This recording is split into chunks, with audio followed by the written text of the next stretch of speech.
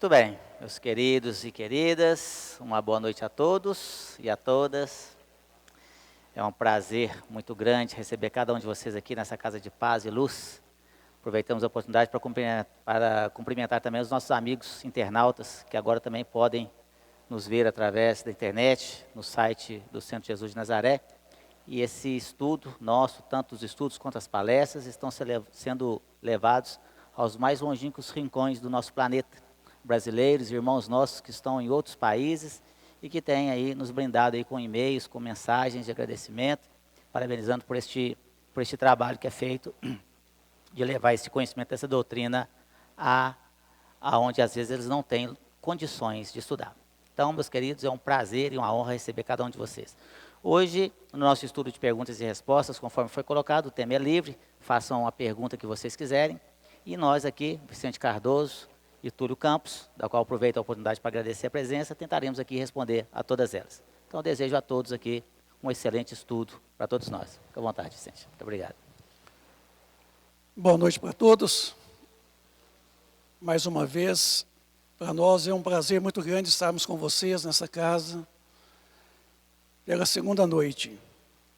Temos uma pergunta da seguinte forma: sinto a presença de espíritos ruins perto, próximo a mim, logo sinto um modo e um grande medo apavorante. Em seguida começo a sentir os sintomas de dormência nas mãos, dor forte no peito e minha frequência cardíaca chega a 180 batimentos por minuto, que no caso são sintomas de uma crise de ansiedade. É possível o medo e pânico que esses espíritos me causam e vir a sofrer uma parada cardíaca devido ao grande aumento da minha frequência? Tudo é possível. Uma parada cardíaca ela pode acontecer por vários fatores.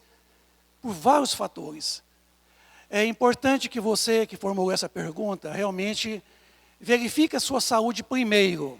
Procure um médico, verifique como está andando a sua saúde do corpo físico. Porque a saúde mental, pelo que você está dizendo aqui, não vai bem.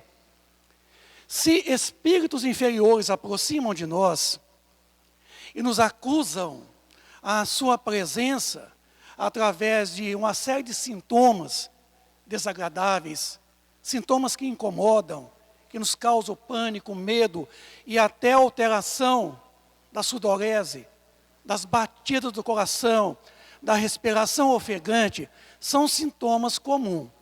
Agora, alterações de batimento cardíaco tem que verificar a saúde. Pode estar, certamente, seu estado de saúde física comprometido e em função da presença de espíritos inferiores, portadores de fluidos ruins, fluidos muito densos, piora o seu quadro.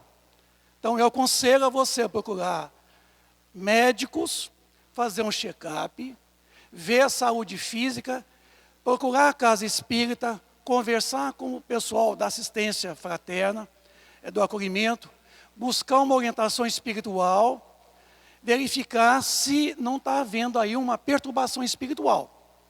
Porque os espíritos, ao aproximar de nós, eles causam em nós alterações orgânicas.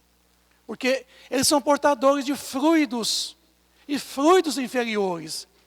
E uma vez esses fluidos são absorvidos por nós, e nos causam um mal-estar, sensação desagradável, pode nos causar impressões de pânico, medo, enfim. Os espíritos inferiores, a presença destes, não nos causam nenhuma sensação agradável. Tá? Porque os fluidos são ruins, são muito densos. Nós somos criaturas muito passíveis de assimilar esses fluidos mais densos. Então, vai aí a recomendação. Eu não vou dizer que vai haver uma parada cardíaca por causa da presença de um espírito. Tá? Mas pode acontecer, pode acontecer. Neste caso, então, previne-se, verificando primeiro o seu estado de saúde física. O resto você vai tratar aqui na casa espírita, buscando o processo de desobsessão, que é autodesobsessão. Tá? Não basta dar o nome na reunião mediúnica, não basta vir receber o passe, não basta tomar a água frutificada.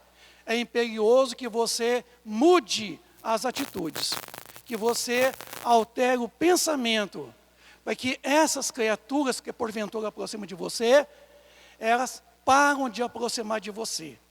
Estão aproximando porque estão encontrando em você a sintonia. Guarita na sua mente. Essa seria a recomendação nossa. Obrigado. Bem, a pergunta aqui. Boa noite. Gostaria de saber se, quando em prece, eu peço ajuda, proteção a Maria Santíssima. Como o Espiritismo concebe essa prece, ou seja, estou fazendo a coisa certa, incluindo nas preces, e ajuda que peço aos Espíritos de luz? A pessoa está perguntando aqui que ela faz uma prece, uma oração para Maria Santíssima, se isso está certo. No livro Reportagens do Além Túmulo, escrito por Humberto Campos, psicografado por Chico Xavier, o capítulo 1, se eu não me engano, é Decepção de um Santo que chama, eles falam exatamente desse tema. Se devemos orar para as pessoas que desencarnaram, que conhecemos, para as pessoas que consideramos santo, para os espíritos de luz, ou se devemos orar apenas para Deus. Os espíritos lá são enfáticos, eles afirmam que a oração deve ser para Deus, para o Pai. E o Pai vai determinar um espírito de luz para nos socorrer naquele determinado problema. E eles lá vêm citando a história desse santo, São Domingos. Era um religioso da Igreja Católica, na época da Inquisição. Ele era um homem de muita influência verbal, era um homem de grande autoridade, muita política. E quando ele desencarnou, os amigos dele conseguiram fazer com que ele se tornasse um santo. E o sofrimento dele no mundo espiritual foi muito grande. Porque ele não era um santo, é o que o capítulo afirma. E toda a prece que chegava para ele, toda oração que chegava para ele, e ele ficava baratinado, porque ele não conseguia resolver nenhum dos problemas dele, muito menos o daquelas pessoas que dirigiam a oração para ele. Ele era obrigado a comparecer à casa de todas as pessoas que oravam para ele. O capítulo termina falando que depois de muita ajuda dos companheiros, ele conseguiu reencarnar no Brasil como escravo. E que ele morre de medo de morrer como santo de novo. Porque para ele foi uma grande perturbação no mundo espiritual. Então, às vezes, o que a gente vê normalmente, as pessoas orando, pedindo ajuda ao pai que desencarnou, pedindo ajuda a um espírito que ele acha que é de luz, pode até ser. Mas a obra do Chico, Humberto Campos, afirma que devemos orar para Deus. E Deus vai encaminhar um espírito de luz para nos socorrer.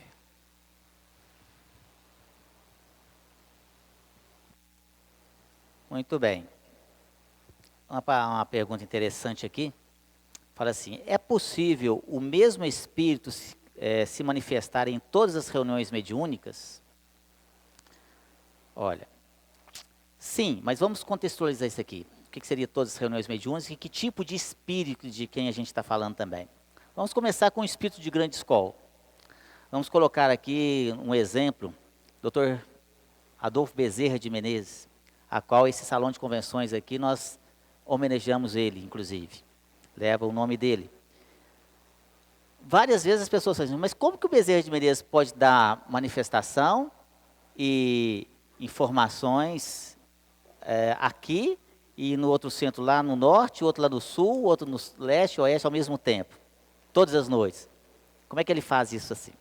Olha, na verdade, a gente tem que entender a questão do pensamento e também dos seus emissários que trabalham. O Dr. Bezerra de Menezes não trabalha sozinho, mas ele manda, ele irradia também a mensagem dele. E às vezes a mensagem é a mesma, inclusive. E fora isso, tem a questão dos seus emissários, que vão em determinadas situações, determinados locais, que precisam aqui. Nós já recebemos várias mensagens dele, sim, aqui. Não necessariamente, especificamente dele aqui em pessoa, mas dos seus emissários que aqui se encontravam. Mas também é muito comum acontecer em outras reuniões mediúnicas, em várias reuniões mediúnicas, às vezes do mesmo grupo, de um espírito ali vingativo, um sofredor, na verdade, mas um vingativo. Aonde ele vem na reunião mediúnica, ele é trazido, melhor dizendo, na reunião mediúnica para receber o auxílio. Então nós conversamos com essa entidade, conversamos com ele, tentando dissuadi-lo a abandonar aquela vingança, por exemplo. Quando uma pessoa, vou tentar ser mais claro ainda para vocês que estão aqui, também para os nossos amigos internautas. Quando a pessoa começa um tratamento espiritual, e às vezes ela está passando por uma série de situações muito difíceis na vida dela, e detectado ali que às vezes é um problema realmente, não raro um problema espiritual, um processo de obsessão. Ela começa um tratamento espiritual numa casa espírita, e essas entidades que estão ligadas àquela pessoa começam então a serem tratadas na casa espírita, nas reuniões mediúnicas, chamadas reuniões mediúnicas de desobsessão, que na verdade nada mais é do que uma reunião de orientação, de conversa, de convencimento, na verdade, porque o orientador, no nosso caso, eu, por exemplo, que sou dirigente de uma reunião mediúnica, eu converso com os espíritos, igualzinho eu estou conversando com vocês aqui, tentando auxiliá-los, dissuadi-los daquele intento que ele tem ali, que é prejudicar aquela pessoa. Então a gente vai e conversa, ele chega, não raro, ele chega muito bravo, nervoso, irritado, acha que nós, da Casa Espírita, estamos prejudicando ele, porque nós começamos a ajudar uma pessoa, a qual ele tem um ódio muito grande, que é prejudicá-la, mas como ninguém é desamparado pela misericórdia divina, essa pessoa é trazida numa casa espírita. Então ela chega aqui no centro, nós vamos conversar com aquela pessoa e começamos então a fazer o quê? A ajudar aquela pessoa a se melhorar. Aquelas entidades que querem o contrário, que querem que ela afunde, querem que ela realmente se prejudique mais ainda, ficam revoltadas até com a gente mesmo. Então, não raro acontece quando a gente conversa com esses espíritos, chamados de espíritos obsessores, que na verdade são os pobres de uns coitados, sofredores, irmãos nossos, necessitados de muito amor, de muito carinho, de muita orientação. Quando a gente conversa com eles, eles chegam extremamente irritados, xinga, fica bravo. No meu caso particularmente, me xinga, né? Seu magrelo, intrometido, né? Você está metendo no nariz onde você não é chamado, vai cuidar da sua vida, você não tem família para você cuidar não, que você está metendo o nariz na vida dos outros. Você não tem mais o que fazer não, né? Você está me atrapalhando. E aí você fala, não, meu, eu não estou aqui para te atrapalhar, eu estou aqui para te ajudar. Ah, você está aqui para me ajudar? Então me ajuda a acabar com ele. Porque você sabe o que ele fez comigo? Ele acabou com a minha vida, ele acabou com a minha família, ele matou os meus filhos. Ele tem motivos para estar querendo ali, para ele estar odiando aquela pessoa. Tem motivos para se vingar. É claro que não justifica. Jesus vem nos ensinar a lei do amor e do perdão. Mas e se fosse conosco? E se alguém chegar na sua casa hoje, ir lá e matar todos os seus parentes? Como às vezes a gente vê na televisão, infelizmente ainda hoje. Pessoas matam os seus pais, matam os seus filhos, esquartejam, bota fogo na sua casa. Depois chegar perto de você e fala assim, ô meu amigo, perdoa aí, foi mal, tá drogado, sabe como é que é, né? Aí você, não tem problema não, isso acontece, está perdoado, vamos tomar um cafezinho ali. Será que você vai perdoar na hora? É muito difícil. Um dia você vai perdoar, mas vai demorar muito tempo. Assim são esses espíritos. Aquilo que aconteceu há séculos passados, aquilo está cristalizado na mente deles ainda, como se tivesse acontecido hoje. E aí o ódio é muito grande. E ele vem ali, sofreu enquanto encarnado, sofreu no plano espiritual, e de repente encontra aquela pessoa que o fez sofrer. E aí começa um processo de vingança. E quando ele é trazido na reunião mediúnica, então a nossa atividade é o quê? A nossa tarefa é o quê? Conversar com esse espírito, dissuadi-lo, porque está sofrendo e sofrendo muito. E às vezes acontece de não ser possível numa única reunião mediúnica. Ele vem, fica revoltado, ele é levado, fica retido na casa. Na próxima reunião mediúnica ele é trazido de novo. Aí vem aquela mesma conversa. Não, meu amigo, aí você vai num processo de convencimento. Por isso que não existe mágica.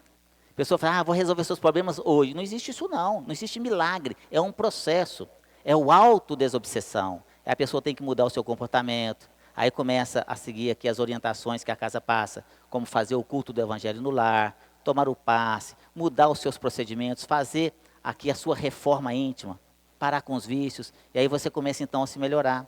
E aquela entidade acaba não conseguindo mais atingir o objetivo dele, que é destruir você, porque está sofrendo tanto que acaba sendo vencido pelo cansaço. e aliado às reuniões mediúnicas de convencimento, chamadas de desobsessão, como eu disse, a gente vai então seguir ali e consegue o intento. Ele acaba aceitando a ajuda, não raro, depois de muito sofrer. E aí vai encontrar com seus entes queridos novamente. Então é um processo muito lindo, maravilhoso, é uma bênção. Quem aqui trabalha em reunião mediúnica sabe o que eu digo. Quando a pessoa realmente, quando aquele espírito, realmente ele aceita o auxílio. E aí então ele deixa a vingança de lado e acaba aceitando o auxílio. Por isso que não tem esse negócio aí de, eu vou resolver seus problemas da noite para o dia. É um processo, é assim que funciona, tá certo? Bom, eu tenho uma pergunta aqui, muito picante mesmo. Eu não iria responder, mas vou. O que dizer sobre o caso do goleiro Bruno? O que o Espiritismo diz sobre essa pessoa que cometeu um crime grave, não cumpriu a pena toda e já está livre, jogando futebol no Boa Esporte de Varginha? O que quer dizer sobre? Quem sou eu para julgar? Qual de vocês pode julgar e atirar a primeira pedra? Tem alguém aqui sem faltas?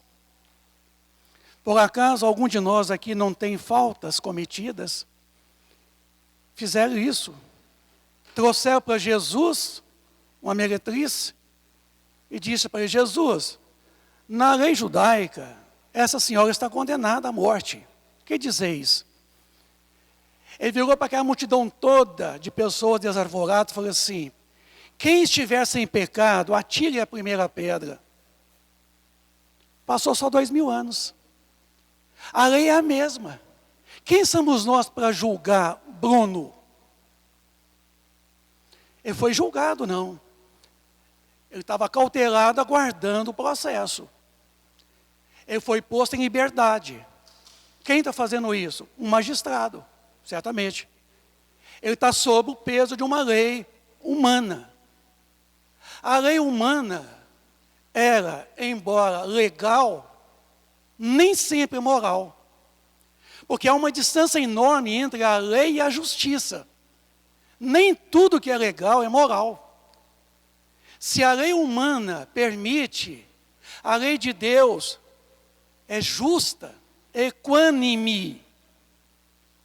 Está aqui no Livro dos Espíritos, na questão 646, o assassínio é um crime aos olhos de Deus?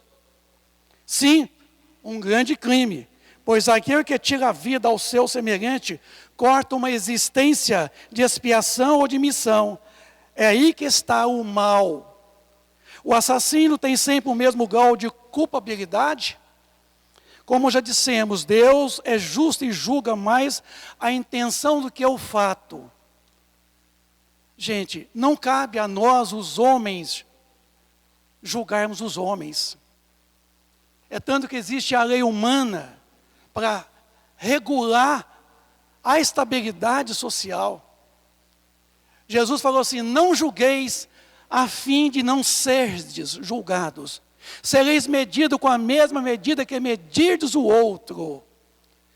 Criminosos todos nós somos, embora não no mesmo grau de gravidade. Nós estamos num mundo de expiação em provas, é o segundo de baixo para cima, na escala dos mundos. Todos nós cometemos arbitrariedades, cometemos crimes. Inclusive, quem coloca isso não sou eu, é Emmanuel, na pergunta 246 do livro Consolador. Quando foi perguntado ele a diferença entre aprovação e expiação. Ele diz que a aprovação é a luta que ensina ao discípulo rebelde e preguiçoso o caminho da retificação espiritual. E a expiação é a prova imposta ao espírito malfeitor que cometeu um crime. Palavras de Emmanuel. Quem somos nós para julgarmos Bruno? Ele errou, mas é eu que vou condená-lo? Eu não posso fazer isso. Então, a doutrina espírita, ela fala que todo aquele que comete realmente O homicídio, ele é julgado pela lei humana, mas também pela lei divina, a lei natural. É a cada um segundo as suas obras. Ele vai responder, estando ele condenado diante da lei dos homens ou não, ele vai responder, porque a própria consciência dele vai julgá-lo. E certamente amanhã ele vai responder por todas as suas atitudes. Nós temos que parar de julgar os outros. Querer ver o outro na ruína. A gente não pode desejar para o outro o mal.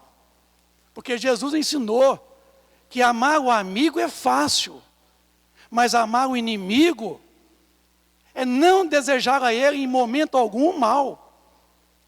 E nós temos esse hábito de querer que as pessoas que cometem crimes sejam pagas, tem que pagar. Não somos nós que vamos julgá-la, não somos nós que vamos sentenciá-la. Primeiro que não vai valer nada o meu julgamento. Eu até poderia dizer que não concordo, mas eu não tenho o direito de dizer isso para vocês, que eu não concordo. Eu estaria julgando mesmo. E se eu voltar para dentro de mim mesmo, quem sabe no passado também eu fui um criminoso tamanho, se talvez não fui muito maior um criminoso do que ele. Vamos deixar que a justiça humana faça o que lhe convém. Vamos deixar que a lei divina faça com ele o que ele realmente elegeu para si mesmo. A justiça divina, ela tarda, mas não falta. É comum dizer que a justiça dos homens é lenta demais. Eu falo para vocês, amigos, a de Deus é mais lenta ainda. Se o magistrado leva uma década para julgar uma coisa qualquer, a de Deus é mais lenta, porque a de Deus ela é muito justa. Então, vamos deixar isso nas mãos de quem cabe julgá-lo. Não cabe a nós. Obrigado. Próxima pergunta. Por que é permitido aos espíritos obsessores tamanho domínio sobre os encarnados e desencarnados? Quando fala permite, porque permite, né, a pessoa pensa, por que Deus deixa os espíritos obsessores perturbar tantas pessoas? Na verdade, Deus não permite. Os espíritos de luz, eles fazem de tudo para que não sejamos obsediados. O Antigo Testamento, os profetas vieram nos ensinar a caminhar com Deus para que não possamos ser instrumento do mal. O Cristo veio dar o exemplo, ele morreu na cruz, né? Fala que morreu na cruz para lavar nossos pecados, mas ele morreu nos ensinando como se comportar para que não sejamos instrumento do mal, para que não sejamos obsediados. Só que nós é que queremos, nós que desejamos ser obsediados, nós é que permitimos isso. Deus faz de tudo para que isso não aconteça. Nós temos o livre-arbítrio e Deus respeita isso. Por que nós permitimos isso? Por que nós queremos? A gente insiste em fazer o errado, ou insiste em não melhorar, insiste em não orar, em não ter um culto no lar, em não frequentar uma igreja, não importa qualquer que seja. A gente insiste em não praticar a caridade, em ser cada dia mais egoísta, materialista. Aí nós estamos convidando um espírito que seja igual a mim, que comporta como eu. E automaticamente um espírito de luz ele não consegue aproximar de mim, porque a minha escolha é outra. Um obsessor, a gente tem mania de colocar ele como um espírito ruim, como algo demoníaco, mas ele é exatamente como eu. Se eu gosto muito de consumir bebida alcoólica, o meu obsessor vai também consumir bebida alcoólica. Se eu sou muito apegado ao sexo, aquele obsessor também vai ser. Ele não é um demônio, ele é igualzinho a mim. E os livros de André Luiz ainda afirmam que quando é tirado um obsessor de uma pessoa, ela sente falta dele. Porque é um amigo, nós somos amigos. A gente faz fofoca junto, a gente bebe junto, a gente apronta junto. Quando tira aquele amigo de mim, eu sinto falta dele, eu tenho saudade. Então há alguns casos em que a pessoa sente falta do obsessor.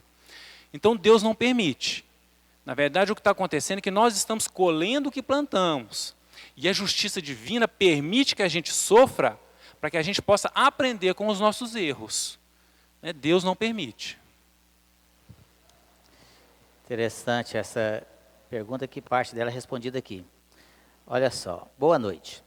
Sempre que vejo um enfermo, um morador de rua ou uma pessoa viciada que vive nas ruas, nas drogas, eu logo já sinto um peso imenso nas costas, fortes dores de cabeça e sinto também a presença de espíritos obsessores próximo a mim.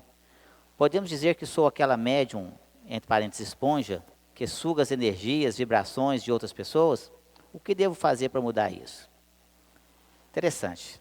Olha só, realmente nós estamos, todos nós, rodeados de espíritos, e espíritos de todas as naturezas, desde espíritos trabalhadores na seara do Cristo, amigos espirituais, parentes nossos, mas também de espíritos aí, viciados, sem ter o que fazer, sofredores, que estão vagando por aí sem eira nem beira, não tem um destino, não sabe o que quer da vida. Como acontece nos desempregados, as pessoas à toa que ficam por aí encarnados, no plano espiritual é a mesma coisa. Não muda absolutamente nada. Nós temos esse livre-arbítrio. E as pessoas viciadas, por exemplo, como foi colocado aqui, e como o Túlio colocou, as pessoas que estão lá bebendo, que estão nas drogas, que estão lá fumando, elas atraem para perto de si entidades dessa mesma natureza. Porque quando a gente desencarna, meus queridos, não muda absolutamente nada. O dia que eu, Sérgio, morrer, eu serei o mesmo Sérgio. Por isso que na doutrina espírita nós falamos desencarnar. Simplesmente esse meu corpo vai para o final debaixo da terra, vai virar comidinha de micróbiozinho lá, e eu, enquanto espírito, serei o mesmo Sérgio, com os mesmos defeitos, com as mesmas qualidades, com essa mesma aparência dessa última reencarnação. Não vou ficar nem mais burro, nem mais inteligente, vou lembrar da minha esposa, do meu filho, dos meus amigos, dos meus parentes, e eu vou ser atraído para lugares de acordo com a minha afinidade. Se eu fui aqui uma pessoa boa, de bom senso, pelo menos que me esforcei para seguir os preceitos cristãos, vou estar em lugares bem agradáveis, como as colônias, as metrópoles no plano espiritual. O inverso disso também é verdadeiro. Se eu fui aqui uma pessoa que só fiz o mal para as pessoas, que só prejudiquei pessoas, que só prejudiquei a mim mesmo pelos vícios, por exemplo, quando eu desencarnar, vou estar aí vagando aí em lugares complicados ou vagando entre os encarnados que se afinizam pelos mesmos gostos. Aí se eu gostava aqui de beber, se eu gostava de usar drogas, se eu gostava de fumar, e aí quando você desencarna, como eu não tenho mais ali corpo físico, eu não tenho como pegar um copo para beber. Então eu vou ficar perto de quem? De quem usa. Nós temos uma palestra interessante aqui, até de autoria do nosso companheiro Vicente Cardoso, depois entrem no site para vocês vão ver lá, que fala exatamente isso, inclusive com vídeos interessantíssimos, de como que funciona esse processo obsessivo. O desencarnado se aproxima do encarnado, que já tem uma queda para aquele vício, ele já tem uma queda, e ele vai induzir o encarnado a beber mais ainda, a beber, a fumar, a usar drogas. Ele já gosta, e vai ser potencializado esse gosto dele, essa necessidade dele, pelo desencarnado, pelo espírito. E aí, por isso que às vezes a gente vê no barzinho, o caboclo coloca assim, põe um aí para mim.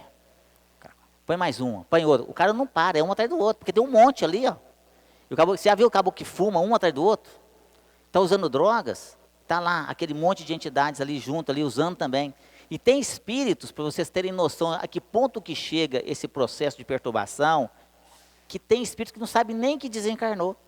Ele está num processo de perturbação tão grande, mentalmente perturbado, que ele não sabe que ele morreu, não. Ele está ali, no meio ali. E quando ele é trazido pela misericórdia divina, trazido numa reunião mediúnica, e aí a gente conversa com ele, quando eu vou conversar com eles, eu falo assim para ele, ô meu amigo, às vezes a pessoa vem aqui na casa, e vem aqui em busca de ajuda, o meu marido está bebendo demais, meu filho está nas drogas, enfim, e aí você começa um tratamento espiritual, para também auxiliar a pessoa no que for possível ali.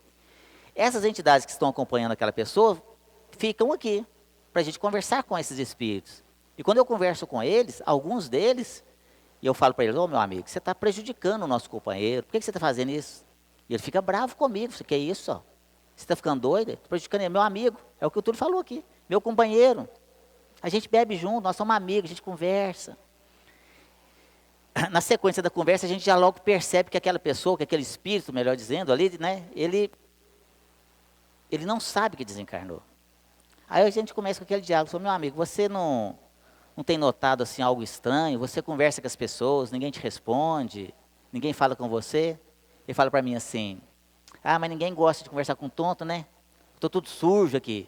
O pessoal tem nojo de mim, mas ele não, o companheiro dele. Ele não, ele me entende. Eu chego perto dele, eu chamo, vamos beber, ele bebe. E a gente está numa tristeza, mas a gente bebe, a gente fica alegre. A gente esquece os problemas. É companheiro, amigo. É igual se eu chegar, só tudo, vamos beber um no boteco ali? Vamos, nosso amigo. Tem outros, obviamente, não é todos que são assim, não. Tem alguns também que são ali realmente vingativos. Estão ali induzindo a pessoa para beber, para fumar, para usar drogas, para destruir a vida dela. Então, quando você, minha amiga ou meu amigo que está fazendo essa pergunta aqui, passa perto dessas pessoas que frequentam esses lugares, vai no barzinho, passa mal, passa perto de um viciado, passa mal, às vezes está no hospital, passa mal, numa penitenciária, passa mal, num velório. Você, ou o médium, ou às vezes mesmo o médium ostensivo, ou mesmo aquela pessoa que tem uma sensibilidade mais aflorada, ela capta essas energias dessas entidades que estão ali, emanando essas energias. E essa pessoa, como ela mesmo coloca aqui, ou ele, nessa pergunta, é uma esponja. Se você pegar uma esponja e jogar dentro de um balde de água, a esponja vai assim, encher. Esse é o médium. Ele suga ali, ele capta todas as energias e sente ali um pouquinho do que aquela entidade está sentindo. Dores no corpo, dor de cabeça, mal-estar, ânsia de vômito. Isso é muito comum. E o que fazer? Estudar. Muito. Principalmente sobre mediunidade. Para saber entender como que vai lidar com essas energias. Porque você, que está fazendo essa pergunta, você tem uma sensibilidade mais aflorada do que os outros. Todos aqui têm uma sensibilidade, uns mais, outros menos, outros têm muita. De qualquer maneira, o estudo é o caminho. Não existe outro caminho, não. Estudar muito a doutrina espírita, em especial sobre mediunidade, para que você possa conviver de forma tranquila e harmônica com esse dom, porque não é doença. Você pode procurar qualquer médico na face da Terra que você não vai ter remédio para esse tipo de situação, porque não é físico, é espiritual. Você já vem, perispiritualmente falando, você já vem com esse dom da mediunidade ou com essa sensibilidade aflorada, e você tem que estudar. Então, procure depois aqui os coordenadores aqui da Casa Espírita, do Centro Espírita de Jesus de Nazaré, para que você possa receber as orientações necessárias para conviver mais tranquilamente com isso. Porque senão vai virar aí um transtorno, na verdade. O que é dom, se não bem trabalhado, se não bem estudado, se não bem controlado, vira transtorno na nossa vida. É isso. No Livro dos Espíritos diz que tudo que o ser humano não pode criar, é criado por uma inteligência superior. Entre aspas, Deus. Se tudo tem uma causa, se tudo é criado, como surgiu essa inteligência superior? Quem está perguntando quem criou Deus, né? Deus, conforme está na pergunta 1, aqui do Livro dos Espíritos, Deus é inteligência suprema, causa primeira de todas as coisas. Inteligência quer dizer substantivo. E quando Deus nos criou, Ele criou o princípio inteligente. Inteligente é adjetivo. Em Gênesis 1, 26, 27, Moisés diz o seguinte: e criou Deus o homem à sua imagem e semelhança. Criado à sua imagem porque Deus é criador. E nós somos co-criadores. Eu e vocês. Somos co-criadores em plano menor. O Criador está na criatura. Mas a soma total das criaturas não equivale ao Criador. Porque a causa gera o efeito. O efeito só existe porque a causa já está antes do efeito. Não há efeito sem causa, causa sem efeito. Deus não é sujeito. É tanto que foi colocado com muita propriedade.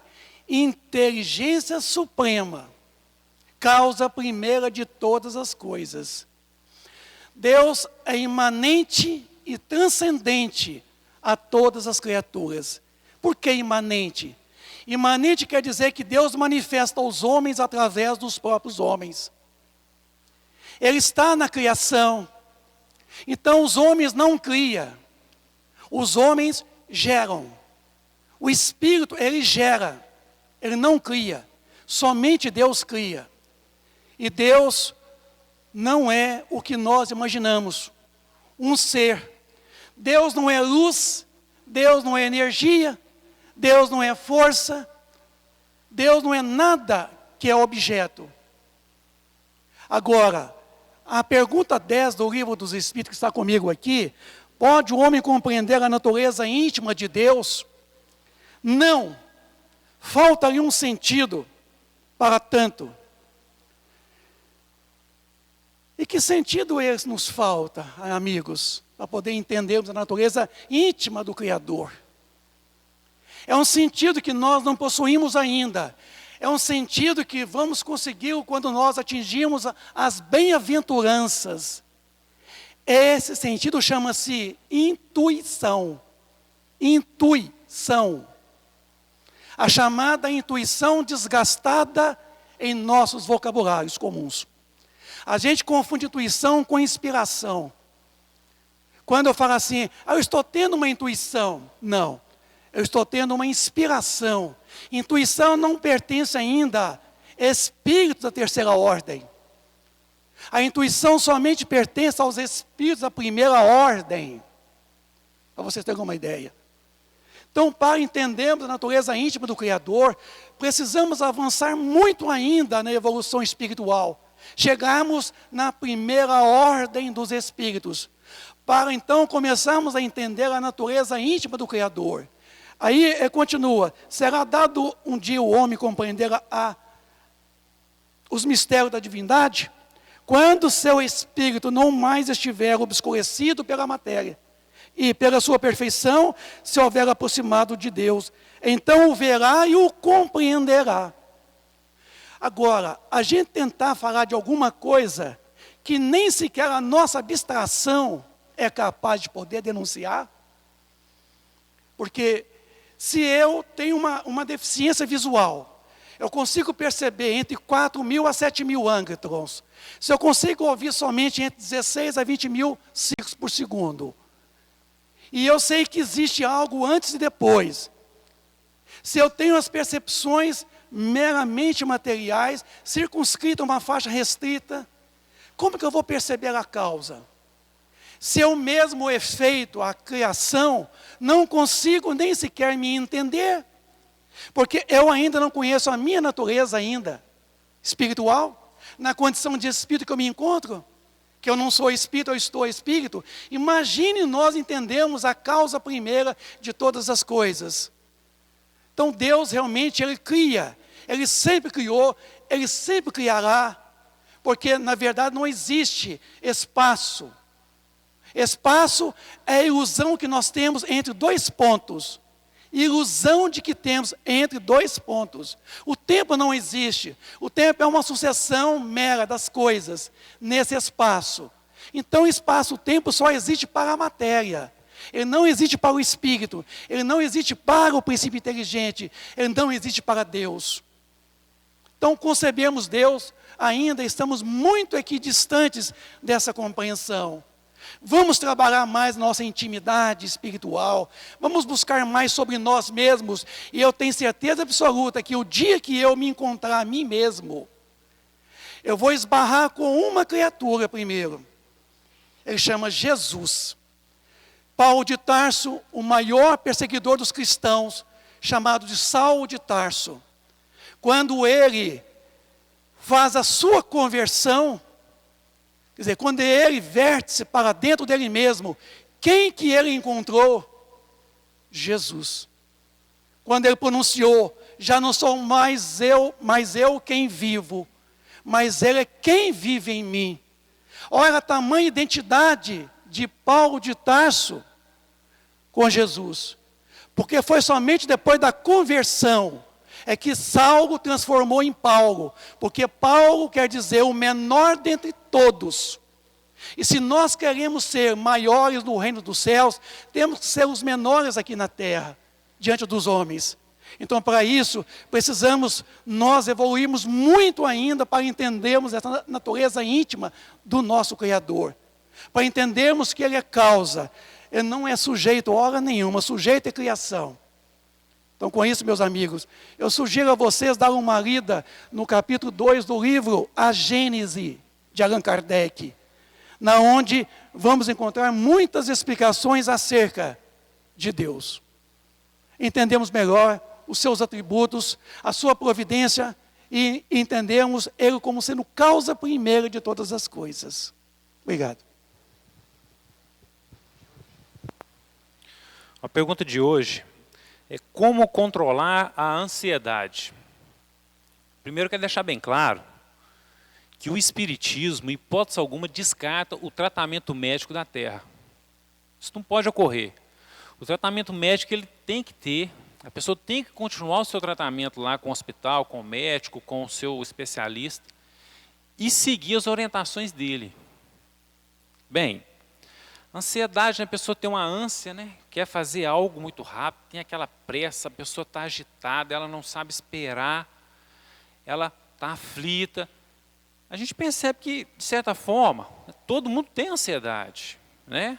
Não que seja um defeito muito grave, a gente tem que ver qual que é o grau dessa ansiedade. Todo mundo tem. Então, como que a gente vai controlando isso aí? Né?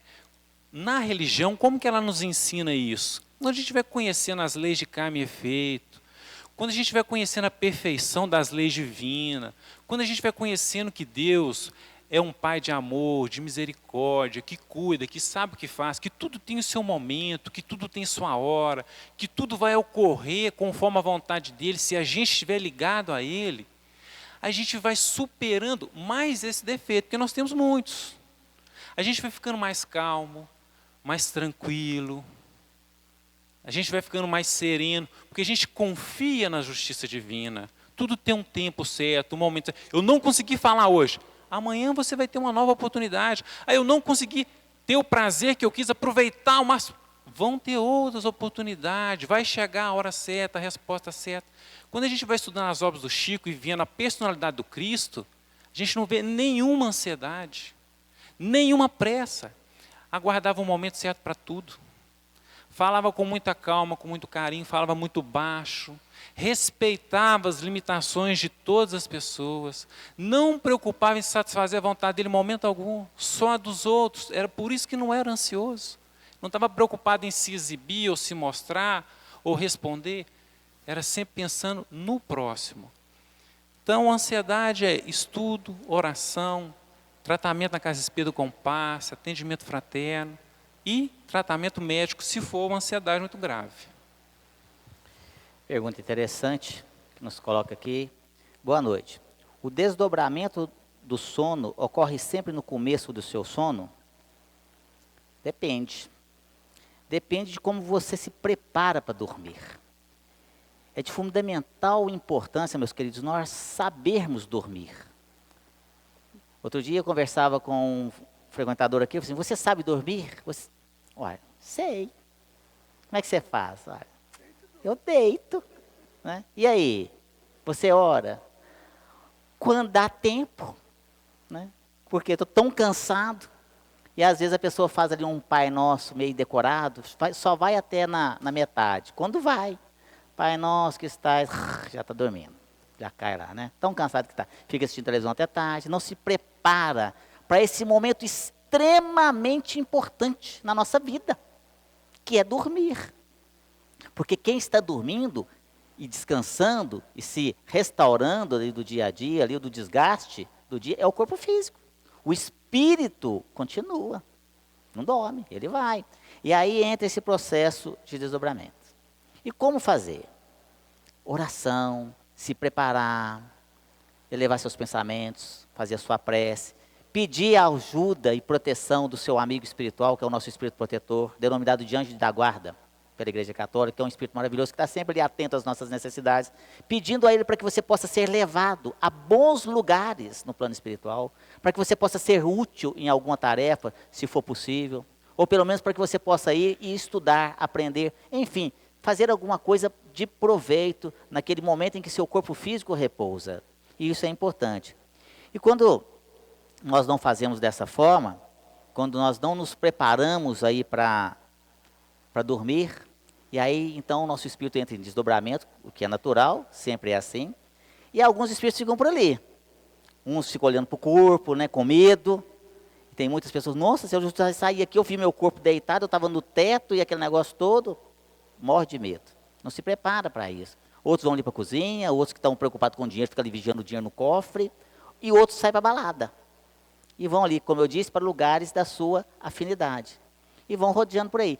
E quando você sai afoitamente aí no plano espiritual, ali sozinho, sem se preparar, quem que você acha que você vai encontrar?